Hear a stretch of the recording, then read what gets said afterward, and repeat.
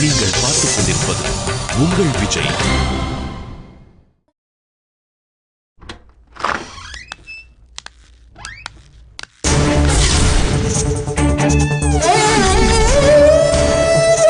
மாமா சார், மாமாக்கு என்ன சார்?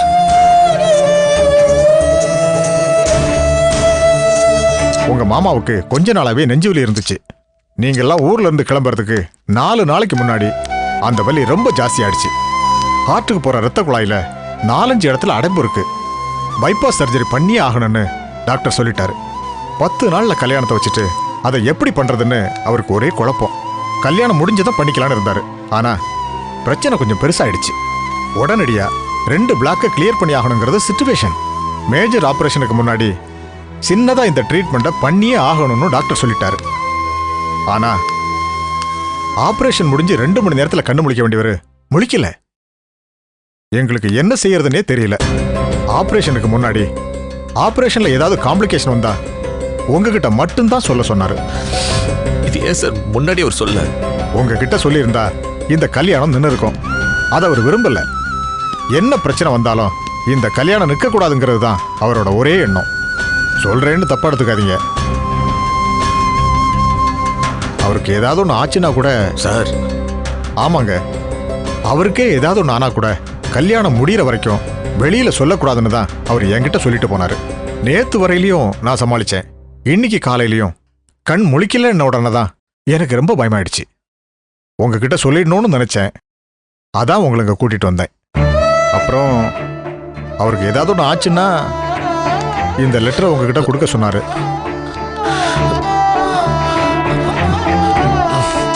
இல்ல, இத நான் படிக்கல. அவருக்கு ஒன்னும் ஆகாது.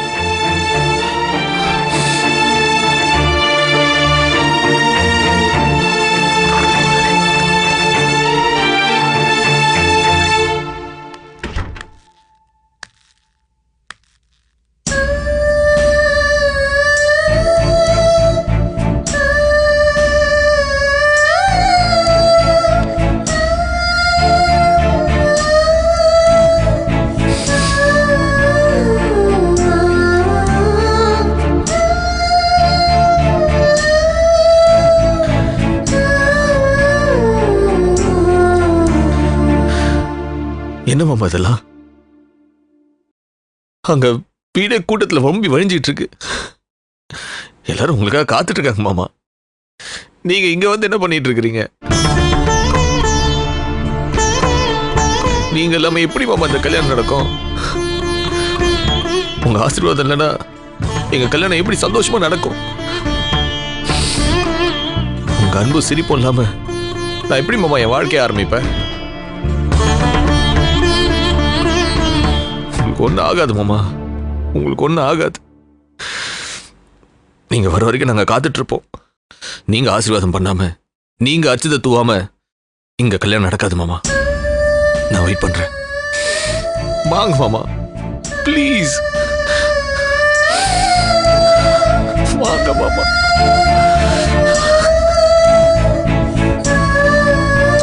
என்னடா மாப்பிள்ள, அடுத்தது நான் உன் கல்யாணம் தானே? புரியல. இல்லடா, இப்போதான் ஒரு காதல் கதை முடிவுக்கு வந்திருக்கு. அடுத்தது நான் உன் காதல் கதை ஆரம்பிக்க வேண்டியதானே?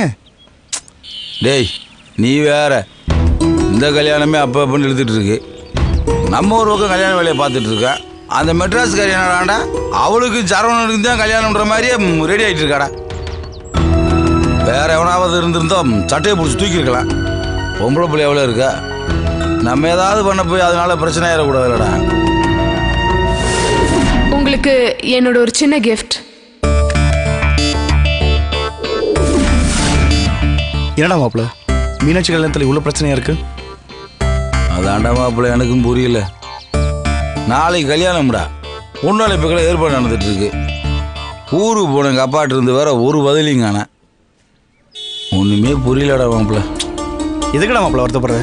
இவ்வளோ நாள் நான் எல்லாம் பிளான் பண்ணி நடந்துச்சு, அதுவாக நடந்துச்சுல, அது போல் இதுவும் நடக்கும், விடு. டேய், சக்திக்கு மீறி தலையாட வச்சு ஒன்றொன்னா பண்ணிட்டு இருக்கோம்டா. இதில் ஏதாவது பிரச்சனை வந்தால் எல்லாரும் குடும்பத்தோட போய் சேர வேண்டியதாண்டா. டேய் லூசாடா நீ, இப்போ என்ன உனக்கு? அவளையும் அவங்க அப்பனையும் அடிச்சு ஓட விட்டுமா? சொல்லு பண்ணுறேன். அப்படிலாம் எதுக்குடா மாப்பிள்ள கல்யாணம் நடக்குனேன்? அவளுக்கு இவனுக்கு என்ன சம்மந்தம்? அவளை பார்த்து இவன் பம்புறியான். அவன் எந்த நம்பிக்கையில் சரவணை வந்து தாலி கட்டுவான்னு சொல்கிறா. இதெல்லாம் தெரியாமல் எப்படா மாப்பிள்ள இந்த கல்யாணத்தை பண்ணுறது? அதுவும் கரெக்டு தான் மாப்பிள்ள. நிஜமாவே அவக்க நியாயம் இருந்து கல்யாணத்துக்கு அப்புறம் அவ வந்து நின்றா அப்பையும் பாலா போகிறது மீனாட்சியோட வாழ்க்கை தானே.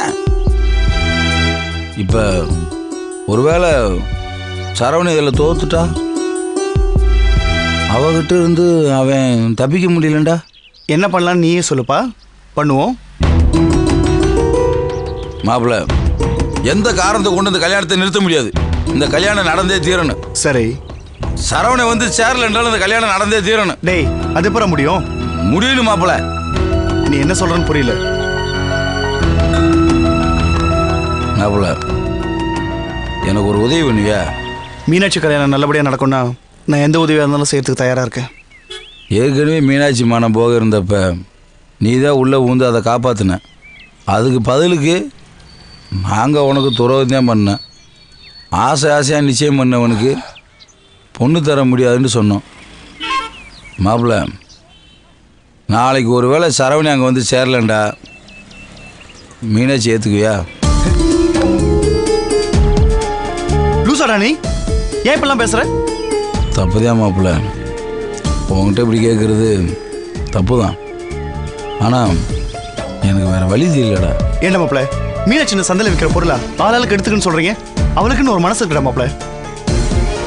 10 மாசமா அவள் சரவணன் உயிருக்கு உயிரை நேசிச்சுட்டு இருக்கா. இந்த விஷயம் அவளுக்கு தெரிஞ்சா எவ்வளோ வருத்தப்படுவா? அதை பற்றி கொஞ்சம் கூட யோசிக்க மாட்டியா? நம்ம ஆசை, காதல், விருப்பம் எல்லாமே முக்கியம்தான். அதை தாண்டி மானமும் குடும்பமும் ரொம்ப முக்கியம்டா.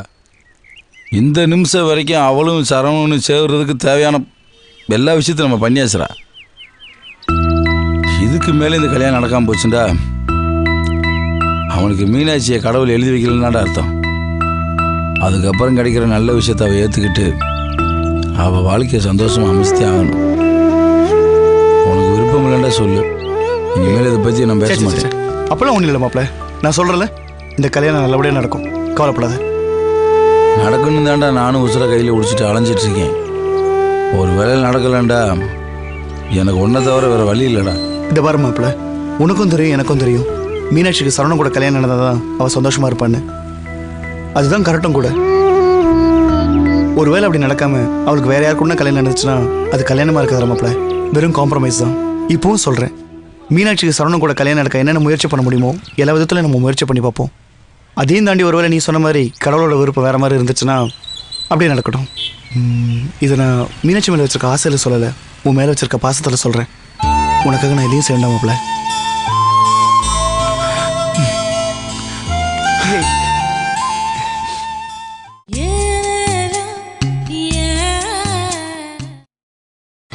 நீங்கள் பார்த்துக் கொண்டிருப்பது உங்கள் விஜய்.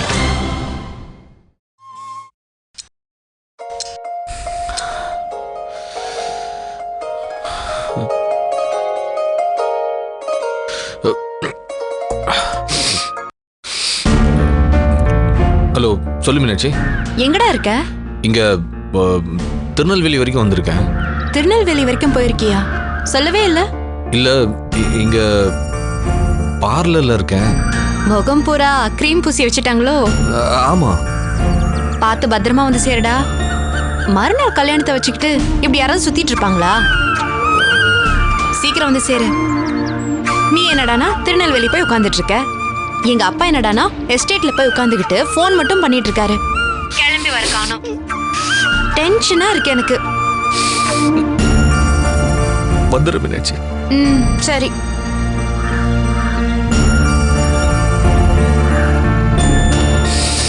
சரவணா, யார் ஃபோன் பண்ணா? மீனாட்சி. என்ன? இல்ல இல்ல, ஆளை காணோன்னு. ஓஹோ, வணக்கம் டாக்டர். வணக்கம். இவர் தான் அவரோட பொண்ணை கட்டிக்க போறவரு. ஓஹோ, அப்படியா? ஆமா. நாளைக்கு கல்யாணம் இல்ல? ஆமா டாக்டர். உங்களை பத்தி தான் எப்பவும் பேசிக்கிட்டே இருப்பாரு. டாக்டர், மாமாக்கு இப்போ இந்த ஆபரேஷன் அப்ப அவருக்கு நினைவு தப்பி போனது நாம எதிர்பார்க்காதது. இதெல்லாம் எதனால ஆச்சு டாக்டர்? பிரெயினோட ஃபங்க்ஷனை பொறுத்த வரைக்கும் இதனால தான் அப்படின்னு எதையும் உறுதியாக சொல்ல முடியாது. அதிகமான பயம், ஃபேமிலியை பற்றின கவலை, இந்த மாதிரி ஏதோ ஒரு ரீசன். ஆபரேஷன் முடிஞ்சு 2 மணி நேரத்துல கண்ணு முழிக்க வேண்டியவர் 2 நாள் ஆகியும் கண்ணு முழிக்காம இருக்காரு. டாக்டர், மறுபடியும் ஏதோ ஆபத்து இல்லைல்ல? மற்றபடி எந்த ஆபத்தும் இல்லை. ஆனா இன்னைக்கு ராத்திரி வரைக்கும் அவர் கண்ணு முழிக்கலைன்னா கோமாவுக்கு போறதுக்கு சான்சஸ் இருக்கு. அப்புறம் ரொம்ப கஷ்டம். மற்றபடி இன்னைக்கு சாயங்காலமே கூட அவர் கண்ணு முழிச்சாருன்னா வீட்டுக்கு கூட்டு போயிடலாம். எனக்கே ரொம்ப கஷ்டமா இருக்கு. பொண்ணோட அப்பா இந்த மாதிரி நிலைமையில இருக்கும்போது மறுநாள் கல்யாணத்தை வச்சிருக்கிறது உங்களுக்கு எவ்வளவு கஷ்டமா இருக்கும்னு என்னால புரிஞ்சுக்க முடியுது. கடவுளை வேண்டிக்கிறத தவிர வேற எதுவும் இல்லை. பார்த்துக்கலாம்.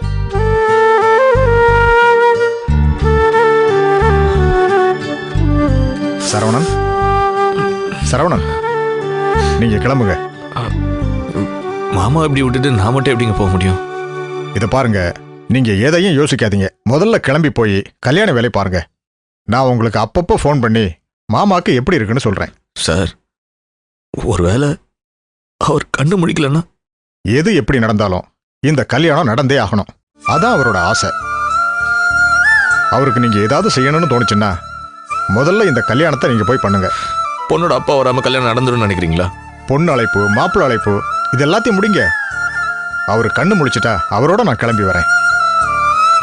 இல்லைன்னா கல்யாணம் முடிஞ்ச கையோட நீங்க மீனாட்சியை கூட்டிட்டு இங்க வந்துருங்க. போயிட்டு வாங்க சரவணன். அவரு கண்ணு முடிக்கலன்னா என்ன பதில் சொல்லி இந்த கல்யாணத்தை முடிக்கலான்னு நாம யோசிப்போம்.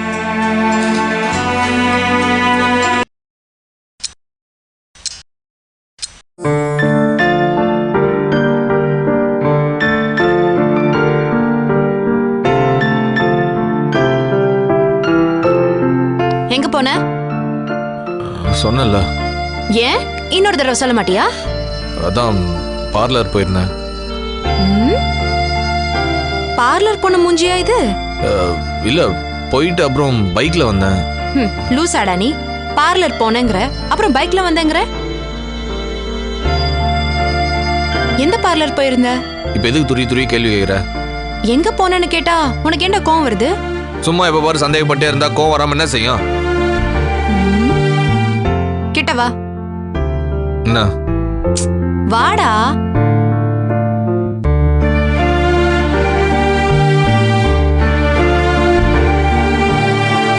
என்னாச்சு? கோவம் போச்சா? அப்ப போயிடுச்சு. மத்தியானம் சாப்பிட்டியா? போய் சாப்பிட்டியான்னு கேட்டா நீ சாப்பிடல, சாப்பிட்டேன்னு போய் சொல்ற. பார்லர் போகல, ஆனா பார்லர் போனேன்னு போய் சொல்ற. ஏண்டான்னு கேட்டா கோவப்படுற. என்ன பிரச்சனை உனக்கு? யாமினி ஏதாவது பிரச்சனை பண்றாளா? அதெல்லாம் ஒண்ணும் இல்ல. இது வேற. வேற பிரச்சனையா? மீனாட்சி, நோண்டி நோண்டி கேள்வி கேட்காத. என்னை நம்பி கொஞ்சம் விட. சரி. என்ன சொன்னதும் ஒத்துக்கிட்ட? வழக்கமா அது பண்ணியா இது பண்ணியான்னு துருவிய. நீ பம்முனா ஏதோ தப்பு பண்ணியிருக்கேன்னு அர்த்தம். உன்னை விடக்கூடாது. கோவப்பட்டா உன் சைடுல ஏதோ ஒரு நியாயமான விஷயம் இருக்கும். அதான் நீ சொல்றப்ப சொல்லுன்னு விட்டுட்டேன். என்ன பாக்குற? உனக்கு யார ரொம்ப பிடிக்கும்? தெரிஞ்சு வச்சுக்கிட்டே கேக்குற? சொல்லு, உனக்கு யார ரொம்ப பிடிக்கும்? ஒரு சொதப்பல் மண்ணா இருக்கான். சரி, அவனுக்கு அப்புறம் வேற யார பிடிக்கும்? எங்க அப்பாவ. அவரோட பொறுமை, நிதானம், யார்கிட்டயுமே அன்பா பணிவா பேசுற அவரோட குணம். அவரோட விரோதிங்க கூட அவருக்கு கெடுதல் பண்ண யோசிப்பாங்க. சரி, உங்க அப்பாக்கு யார ரொம்ப பிடிக்கும்? எல்லாரையும் பிடிக்கும். இல்ல, யார ரொம்ப பிடிக்கும் அவருக்கு? அவருக்கு என்ன ரொம்ப பிடிக்கும். ஆனா இப்பெல்லாம் என்னை விட அவருக்கு உன்னை பிடிக்குதோன்னு எனக்கு டவுட் வருது. நான் உங்க அப்பா மாதிரி இல்லல்ல?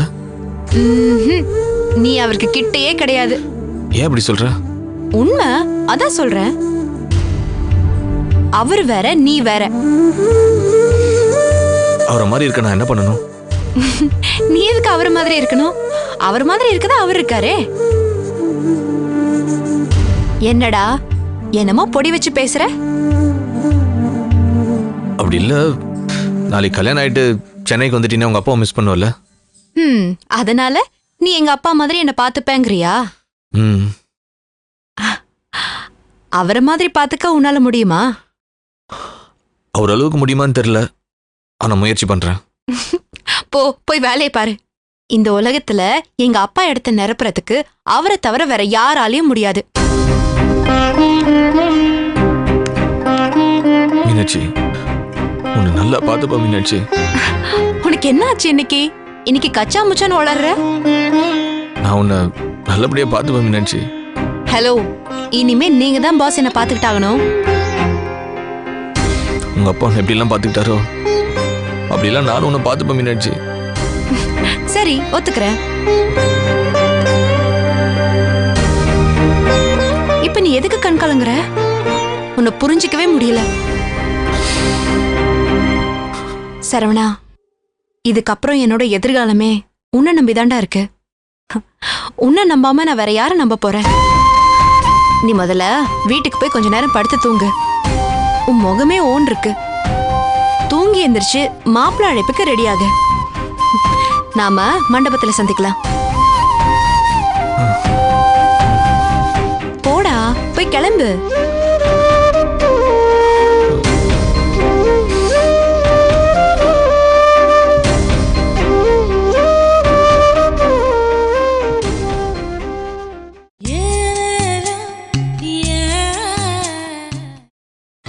நீங்கள் பார்த்துக் கொண்டிருப்பது உங்கள் விஜய்.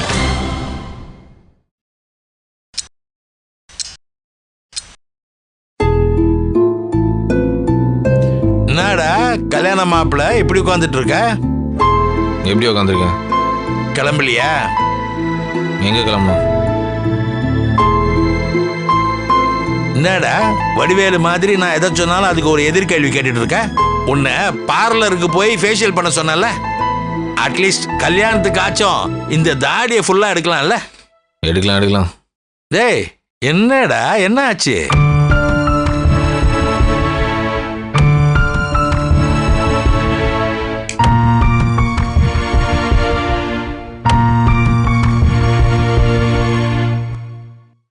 என்னடா ஆச்சு? டேய், ஏதாவது பிரச்சனையா?